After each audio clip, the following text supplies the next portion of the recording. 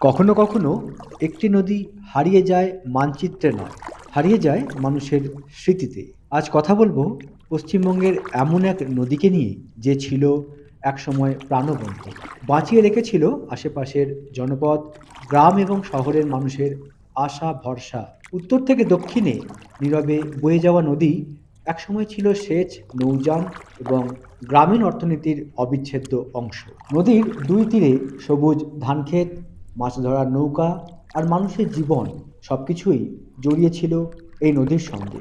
নদীর তীরে বসে মানুষ মাছ ধরত, গবাদি পশুকে পান করাতো এই নদীর জল, আর এই নদীর জলেই বাঁচিয়ে রাখতো তাদের ফসল। কিন্তু সময়ের সঙ্গে ভাগ্য বদলাতে শুরু করে এই নদীর। কিন্তু প্রশ্ন হলো, একটি নদী কি শুধুই কি জলধারা? না, নদী মানেই ইতিহাস, নদী মানেই সংস্কৃতি, নদী মানেই মমতা, নদী মানেই মানুষের স্মৃতি। বর্ষাকালে এই নদী অতিরিক্ত জল বয়ে নিয়ে যেত, বাঁচিয়ে রাখত সমস্ত নদিয়া জেলাকে ও তার আশেপাশের অঞ্চলকে বন্যা থেকে। গ্রীষ্মকালে এই নদীর জলেই ভরসা রাখত কৃষক। কিন্তু আজ তা প্রায় অবিশ্বাস্য। কিছু নদী শুকিয়ে যায়, কিছু নদী চুপচাপ হারিয়ে যায়। তারা শব্দ করে না, ঢেউ তোলে না, কিন্তু মাটির নিচে মানুষের স্মৃতির ভেতরে তারা আজও বয়ে চলে। আজকের গল্প ঠিক এমনই একটি নদীকে নিয়ে। নদীর নাম ভৈরবী নদী।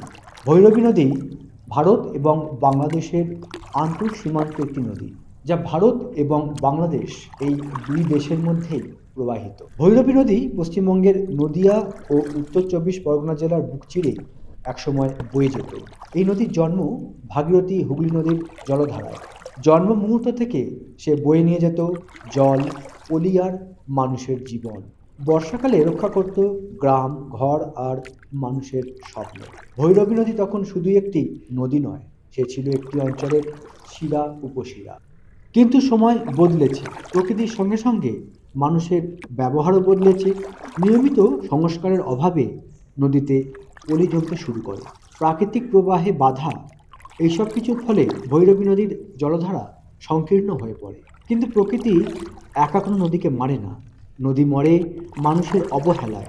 ধীরে ধীরে ভৈরবী নদী সংকীর্ণ হয়েছে, জল কমেছে আর রূপ নিয়েছে খাল কিংবা শুকনো জমিতে। তাই বর্তমানে এই নদী প্রায় মৃতপ্রায়।